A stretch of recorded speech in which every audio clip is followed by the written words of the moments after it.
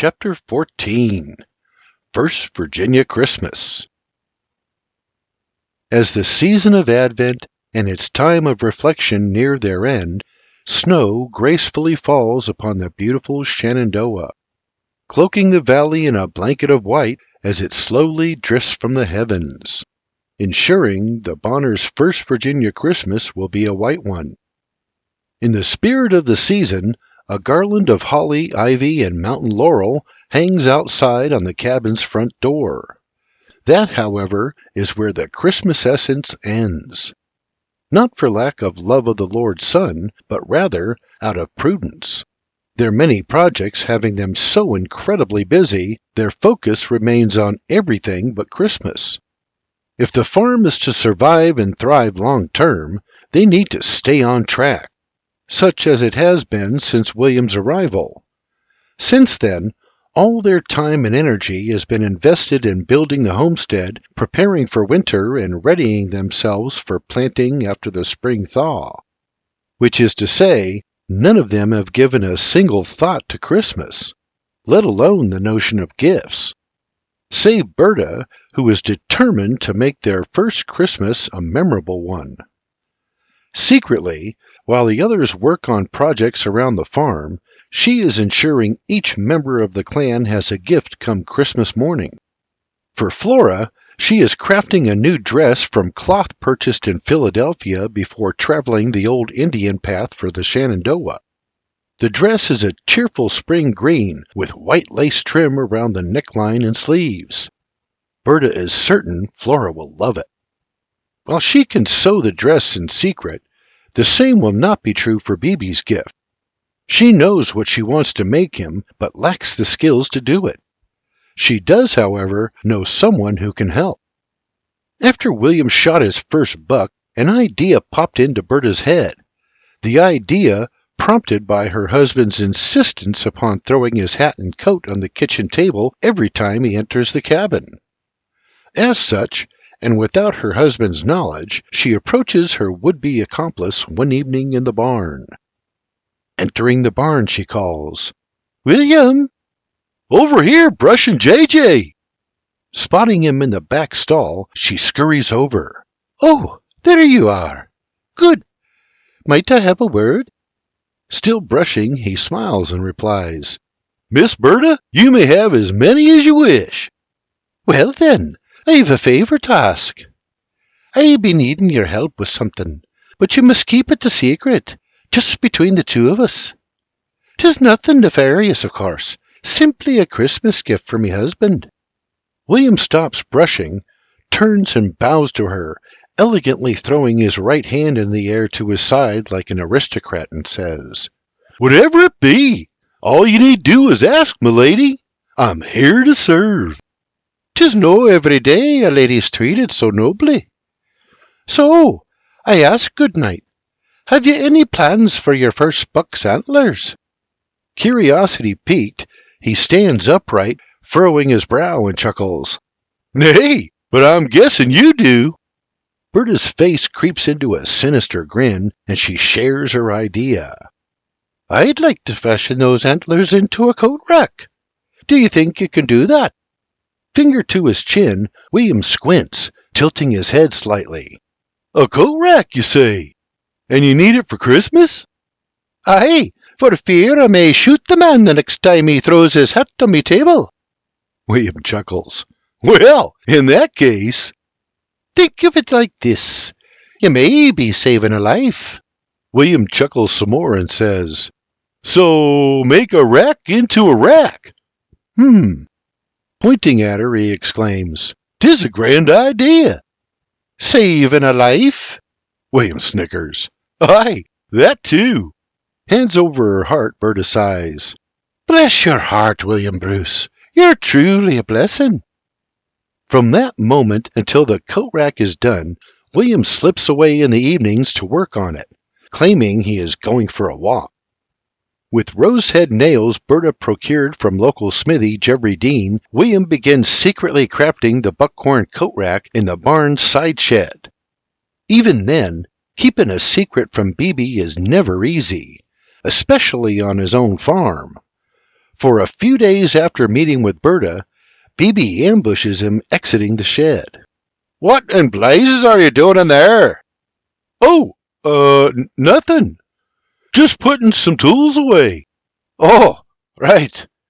Hey, I've been meaning to ask you, where did you put the rack?" With a straight face he replies, "The rack? Aye, from your first buck. Have you seen it?" You know, I really couldn't say. That rack came up missing the morning after I butchered it. I figured a wolf or bear carried it off. Sorry." "Bloody hell! I wanted to mount it on the wall of the cabin," he sniffs as he stomps away. Although visibly scunnered, the old Scot never mentions the rack again. Nevertheless, when finished, William hides the coat rack in the far corner of the shed where his employer will never find it.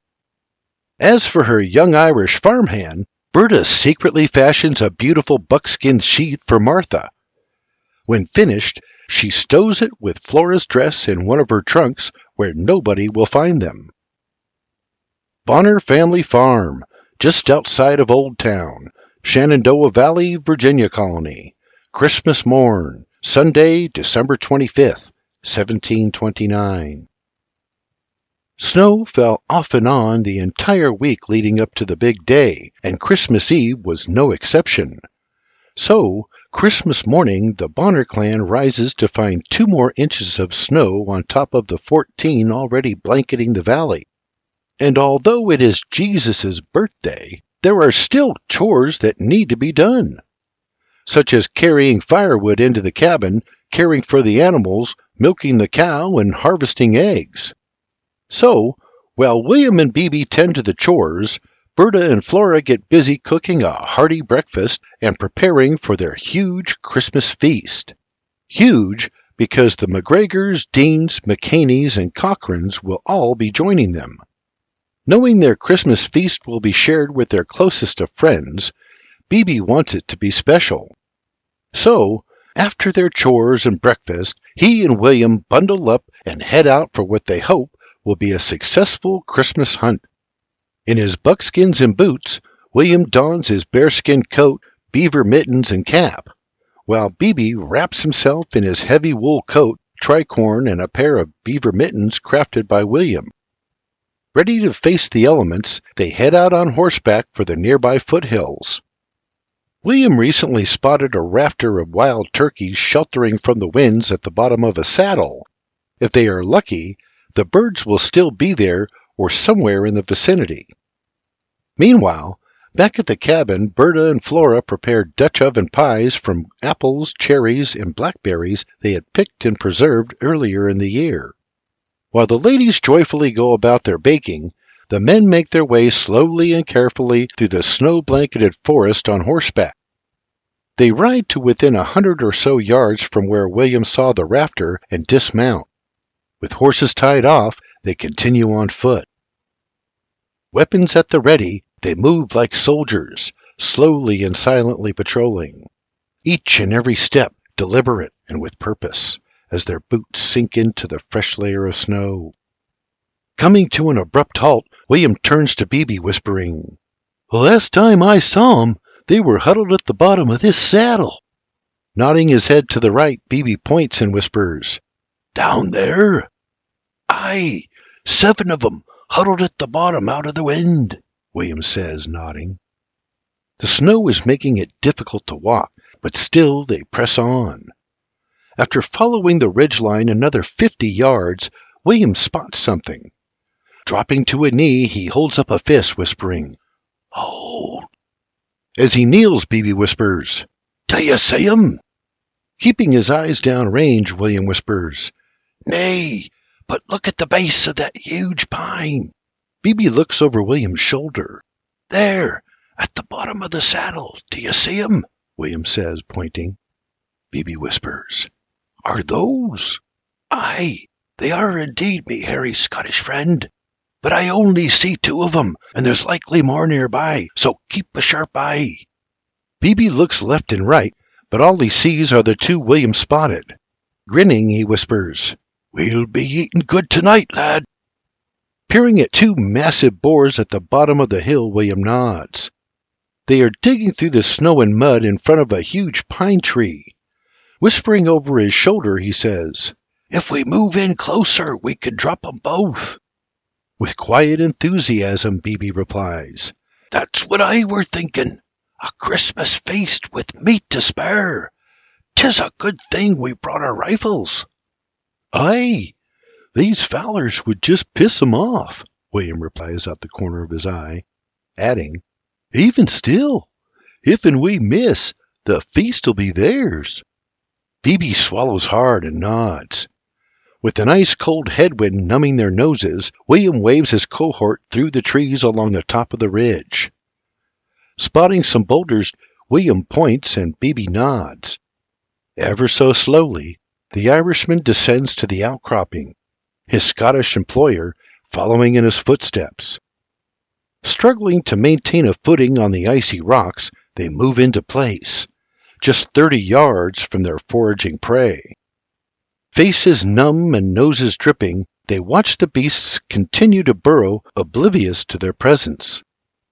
Kneeling behind the boulder, William whispers, "Wait for 'em to turn broadside." "I'll take the smaller one on the left." "Aye, and I've the one on the right," Beebe whispers, eyes fixed on his prey. Propping their barrels, they take aim. Patiently waiting for them to turn broadside, they watch the huge hogs waddle and dig through the snowy mire. Finally, they slowly turn and face each other as though dancing a waltz. Calm and commanding, the Irishman whispers, "Wait for it, wait." Crack! Beebe's musket erupts in an explosion of smoke from its striker and barrel. A cloud of white obstructing his view, the Irishman shouts, "Reload!" But Beebe is oblivious and leaps to his feet, hopping down the snowy hill like a little boy, shouting, "Why so cautious?" Spotting him move from cover out the corner of his eye, William shouts, "Wait!" But Beebe keeps going, hooting and hollering right up to the point where he tumbles to the frozen ground ass over elbows. As he lands face down at the bottom of the hill, a blood-curdling squeal pierces the air, drawing William's attention. Peering back down Martha's barrel, he sees the beast charging. Holding his breath, he acquires his target, tracks its path, exhales, and pulls the trigger. Crack! Smoke furling from his barrel, he quickly reloads as the boar's massive snout slams to the ground and slides to a halt. Beebe lifts his snow-covered head to find the boar staring back at him just inches from his face. Startled, he jumps back, glaring in disbelief. Gasping for air, he turns to William. "Bloody hell! What did I miss?" Racing to reload, William shouts, "The signal! That's what! But and before you go rushing in, you gotta make sure they're dead. And that monster right there weren't dead because I hadn't shot yet. And why? Because I never gave the bloody signal. That's why. You're damned lucky to be alive." Stone-faced, Beebe looks back at the boar and sighs, "You saved me life." Turning his eyes back to William, he breathes, "Thank you, lad. Don't go getting sentimental, 'cause the truth is me motives were purely selfish." Beebe squints his eyes at him. "What? You think I want to face Miss Berta on Christmas morn with the news you were killed by a wild boar? Hell, we'd both be pushing daisies." Intermittently, Beebe slowly rolls into a chuckle. "You have a point, lad." Still scanning the area, William heads down the hill and helps Beebe to his feet. Wide-eyed, with weapons at the ready, they take a closer look at the two boars. The one at the base of the tree is a 160-pound sow, and the one at Beebe's feet is a 200-pound boar. Although thrilled with their survival and success, they now have a new problem to tackle. They had never intended to hunt boar, hence they have no means of carrying them home. His breath misting through the air, William looks out the corner of his eye and says, "So, which do you prefer, gutting these hogs or fetching a mule?" With the wave, Beebe turns around and starts walking back up the hill. "I'll be back." As he walks away, William rolls each hog on its side, then slits their throats to bleed them out. Spreading the hind legs of the sow, he slices her up the middle, carefully removing her innards and casting them aside. Then he turns to the boar, and with a swipe of Senior's blade, he removes its testicles, then slices him from stem to stern, opening him wide. Thinking he heard something, he pauses for a moment, scanning the area. He knows predators can pick up the scent of blood from great distances, so he is keeping a sharp eye. Seeing no threats, he continues, removing the boar's innards and casting them aside as well. Looking to avoid an encounter with any hungry scavengers, he digs a hole in the mire and casts the innards into it, then buries them with the mud. As he finishes, he hears horses trudging through the snow. Peering over his shoulder, he spots BB with the mule and JJ in tow. "Whew, I'm bloody fair-buckled. And me arse, oh me arse," BB moans as he rides up. William glares at him. "Fair-buckled? Really? And heaven forbid your arse be sore." "Hey, 'twas a long and hard ride," BB retorts. "Well, it took you long enough." Taking William's jabs in stride, he barks. "Well, maybe it took so bloody long on account I kinda feel me arse." "Whatever you say, old-timer." "Old-timer?" BB sniffs with a rub of his nose. "Well, you're complaining like an old woman, so—" "Can you no hear? I kinda feel me arse." "Well, arse or no, I'll no be strapping these hogs to that mule myself." BB snickers. "Honestly, William, I'm no certain I'm up for it just yet. Perhaps you'd be so kind as to start a cozy fire first. Me cheeks are still a bit numb." "Well, damn, BB, that's the best idea you've had all day. I believe I will light a fire. Right under your arse. Now lend me a hand, you crazy old coot." Their banter continues as they lash the hog's hind legs to one another and hoist them onto the mule's back. As they lift, BB groans, "Lord almighty, these are some heavy bastards." Nodding, William grunts, "Aye, 'tis almost like lifting you, only not as heavy." BB throws him a discerning glare as they strap down the hogs. Catching his breath, William slaps a hand on one of the boars and says, "I'm guessing we'll get a good 250 pounds of meat once they're butchered." "Aye, and that's a beautiful thing, lad, a beautiful thing indeed." With the hog hanging from each side of the mule, they mount up and head home. As they ride along, William says, "This reminds me of Ireland." "How so? Did you almost die there too?" "Nay, but every year, come rain or shine, me granddad and I did go out for a Christmas morn hunt." "Is that so? Every year, you say?" "Aye, Senior's annual Christmas hunt. 'Tis a family tradition." "Thanks for keeping the tradition alive, BB. It feels good." "Well, thanks for keeping me alive. It feels pretty damn good as well. Happy Christmas, lad." William smiles warmly. "Happy Christmas, BB." Like a proud father, BB smiles and nods. A short while later, they arrive home and hang the boars from their favorite butchering tree. Carefully, they cut away the fur, keeping it away from the precious meat. As they expertly skin the beast, they keep the capes intact, pulling the hides down around their heads and twisting them until they snap off. From there, they remove the shoulders, being careful not to cut into the backstrap, then skillfully joint the legs with their blades. Carving away, William says, "We should pile some snow in the meat house and throw these shoulders in there. That way we can fry 'em up tomorrow or the next day and throw 'em in a stew." "Aye, that sounds good to me, lad." "I hope Miss Berta won't be disappointed with us no bringing home any birds." "Are you out your head? When she sees these backstraps and tenderloins, she'll be thrilled. They'll make a fine Christmas feast." "That's precisely what I were thinking, old man." "So, I'm an old man again, am I?" Not being able to help himself, William laughs. "Don't feel bad. We've all got to get old sometime." "True, and you'll be there sooner than you can." William laughs. "Not me." That's where you're wrong, lad. You'll see. You'll see. William stops cutting. Then raising a finger, he replies, You know, I thought I were wrong once. Is that so? Aye, but I were mistaken. Oh, to be so young and cocky. Trust me, lad, it'll be on you sooner than you can, and when it hits, then you'll understand. Now see, only an old man would know that. Lord have mercy. You need help, lad, but dinna fret, I'll be praying for you. On and on they go, back and forth, poking fun and laughing.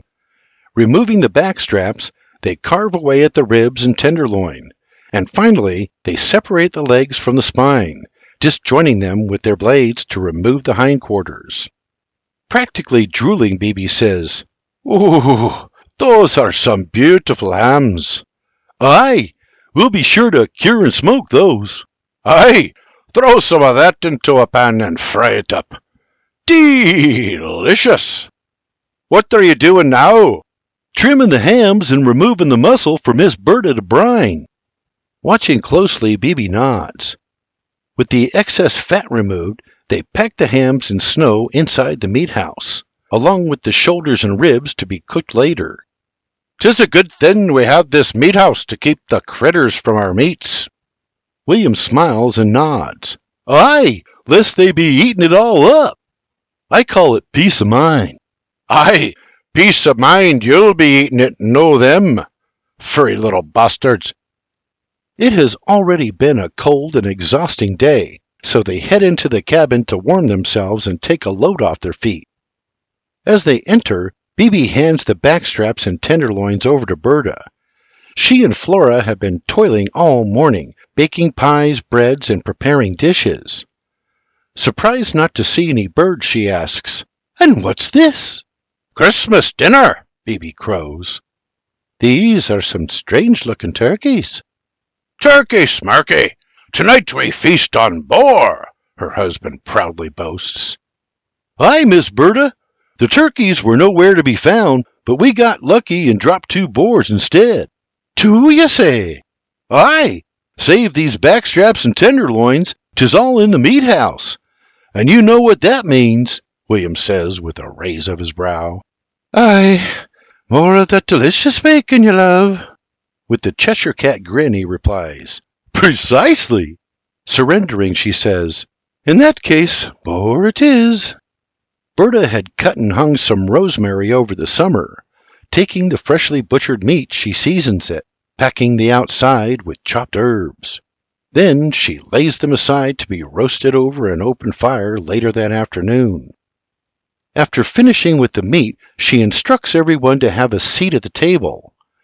With everyone seated, she hands each of them a hot cup of tea with fresh cream and a drizzle of honey before presenting their gifts. Husband, you ken I love you dearly, but if I have to remove that coat and hat of yours for me table just one more time, the boar on that spit will be you. Holding the cup to his lips, he peers over the rim like a little boy being scolded. So, she barks, causing Bibi to spill his tea, if you'd be so kind as to remove them from me table, it would be greatly appreciated. Like a scolded puppy, Bibi shakes the spilled tea from his hand and places his cup on the table. Befuddled, he whines, But what am I to do with them? Crossing her arms, Berta glares at him. With some hesitation, he stands, coat and hat in hand. Pointing over his shoulder, she barks, If you turn around, you'll find out. Dumbfounded, Bibi peers over his shoulder. Hanging on the wall behind him is a handsome antler coat rack. He had walked right past it when he entered, not even noticing it. Surprised, he spins around. Well, look at that! Aye, look at it, remember it, and for heaven's sake, use it, Berta exclaims. Boyishly, Bibi hangs his coat and hat on the rack, chuckling, Aye, love. Then he steps back, hands on his hips, staring at the rack. But how? Smiling in William's direction, Berta confesses, If you really must ken, I had a secret helper. Following her gaze, Bibi casts an all-shucks grin and says, You're a fine lad, William. Well done. Turning to Berta, he wraps her in a loving embrace, kissing her tenderly on her lips, whispering, "'Tis no wonder me heart beats only for you." With a twinkle in her eyes, she whispers, "As mine does for you, you old coot. Happy Christmas." "Old coot!" Finger to his lips, she says, "Dud!" He throws his hands in the air. "What?" Turning away, she ignores him, adding, "No, if you be so kind as to use it, I'd be forever grateful." Crossing his heart, he vows, "You have me word, love." Squinting, he glares at William, barking, "And you said a bear got it."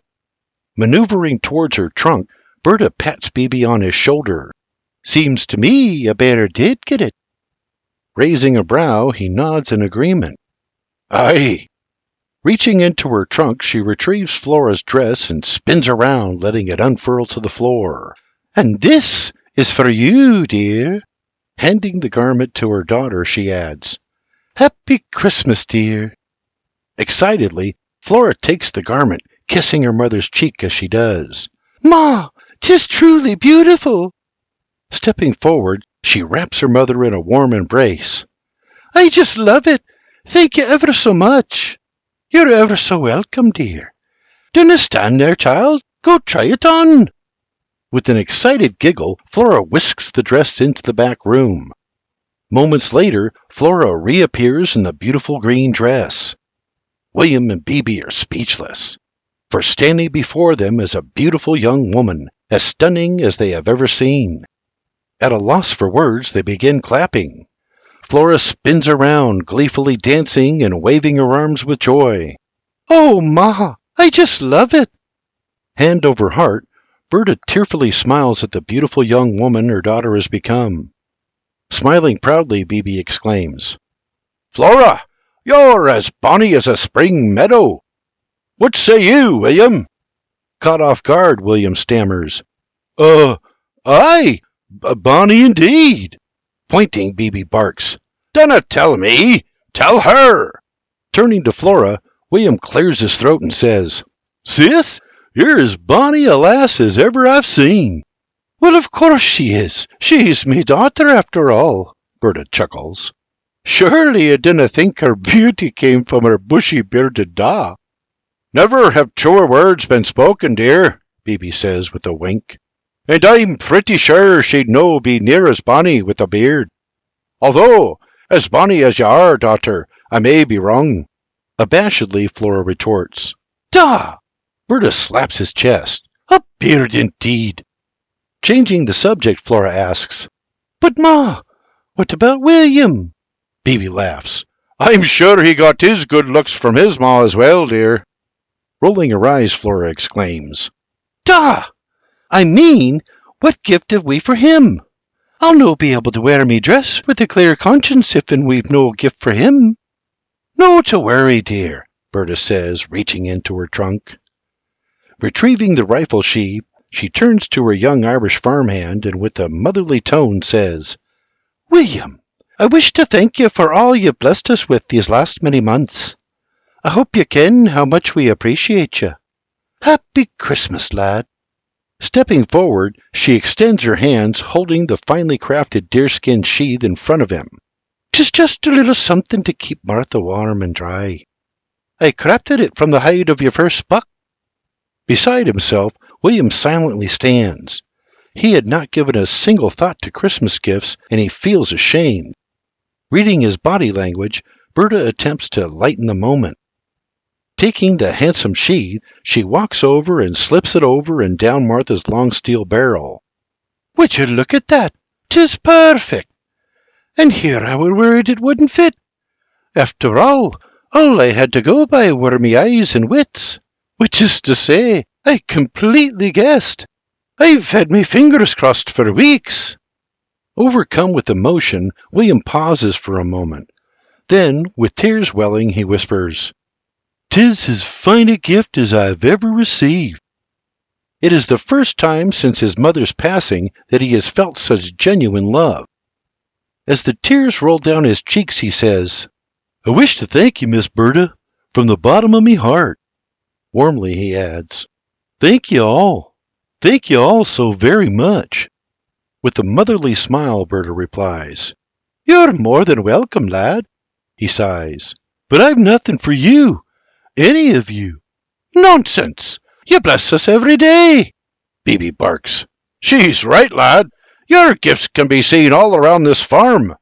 Happy Christmas!" As William's sense of guilt melts away, his frown grows into a smile. "Thank you, all of you. You're too kind." Returning his smile with a soft pat of his chest, Berta replies, "You're welcome, lad. Now, do me a kindness and keep that hanging from the rack for all our friends to see. I want 'em all to be green with envy." Bonner Family Farm, just outside of Old Town, Shenandoah Valley, Virginia Colony, later that afternoon, Christmas, Sunday, December 25th, 1729.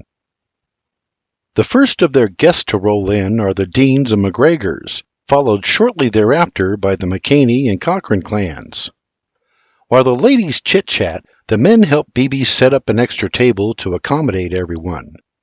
And although cramped, they all settle into spots around the table, where they cozily spend the rest of their Christmas. Their entire day spent eating, drinking, and fellowshipping, Berta and Flora having prepared a feast worthy of Lord Fairfax himself, starting with pickles, raisins, nuts, and dried fruits. Next, bowls and platters of succulent fire-roasted pork, applesauce, peas, squash, gravy, and mashed potatoes are passed around. As the food makes its way around the table, laughter, jokes, and stories are shared by all, including the story of the 2 wild boars they are feasting on, save the part about Beebe almost getting them both killed. As always, Doc goes out of his way to give his host a hard time, teasing, "So, Beebe, I thought we were having turkey. That don't look like any turkey I've ever seen. Were you hunting with Steve and then hitting the jug again? Must have been. And you went and shot a sow instead of a hen.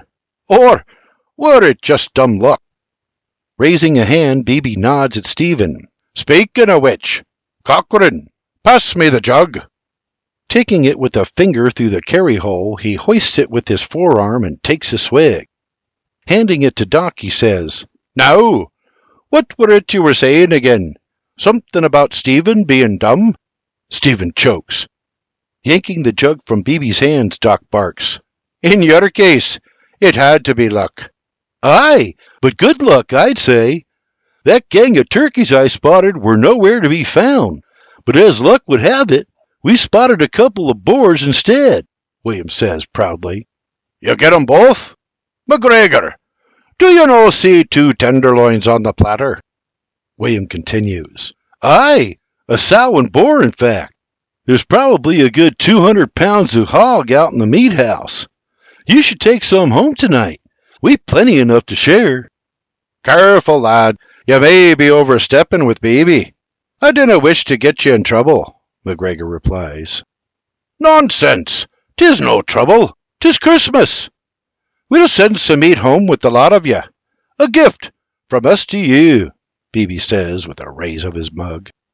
Mugs raised, they cheer, "Happy Christmas!" As the cheers subside, Stephen adds, "And, for the record, Miss Berta, that's some mighty tasty meat." "Aye, everything's delicious," McGregor roars.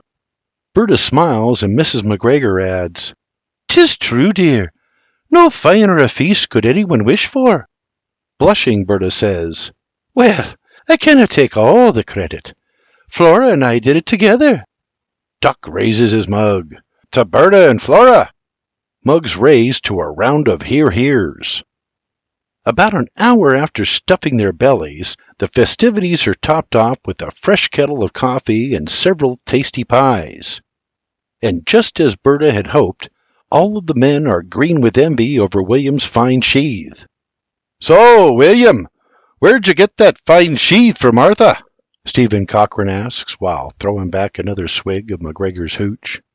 Before he can answer, McGregor snatches the jug from Stephen's hand and barks, "Aye, 'tis a mighty fine sheath, lad. You snatch it from an Injun? William starts to answer, but Berta cuts him off. He did nothing of the sort. It just so happens I made that sheath with the skin of a buck he killed.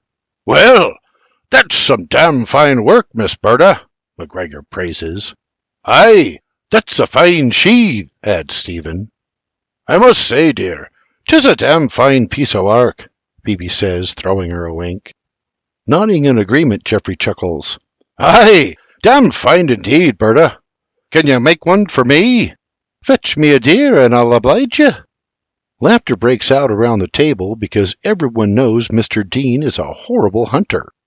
Well, I reckon if I'm going to have one, I'll first need William to provide me a pelt, Mr. Dean confesses. Leaning across the table, William replies, Consider it done, Mr. Dean. Happy Christmas. Thank you, lad, and happy Christmas to you. It gives Berta a great deal of satisfaction hearing how much William loves his sheath, but hearing the men praising her work is especially rewarding. If you gents want one, all you need do is ask. In a flash, every hand in the room goes up. Don't forget me, chirps Stephen. With a glance at William, McGregor blurts, I'll take one too, Miss Berta, if and William fetches that buck I asked for. You can use the skin from that. Me offer still stands, William, and I'll pay you handsomely for every buck you bring me. William gives him a thumbs up. Me too, says Doc. I ain't much for hunting, but it would sure be nice for carrying me musket just the same, especially when I'm riding. Maybe sometime next week, Stephen and I can go out and bring back a buck for you and Mr. McGregor, Doc. What do you say, Stephen? Count me in, brother. But first, pass me that jug. And so the evening went, with the Bonners and their guests sumptuously feasting and feasting some more. Following dinner, stories are told, some listening while indulging the assortment of delectable pies, while others sip mugs of coffee or throw back tumblers of McGregor's hooch, puffing their pipes. We should probably get going before it gets to snowing again, says McGregor to his wife. Aye, that goes for us as well. I can hear me rocking chair calling, Doc says, rubbing his belly. But I look forward to getting that buck and sheath, he says, pointing at William and Miss Berta. No to worry, Doc, William says, reaching across the table to shake his hand. Tell me when you're ready to go for that hunt, Stephen says with a two-fingered salute. William salutes back. Will do, brother. Gather your things, children, Megan says to the Cochran children. Little Trip perched on her knee, sleeping against her warm and pregnant belly. With full hearts and tummies, the Bonners' gratified guests load their wagons, meat and all, and head for home while enough of the dimming sun remains to illuminate their way over the cold and snowy Shenandoah landscape.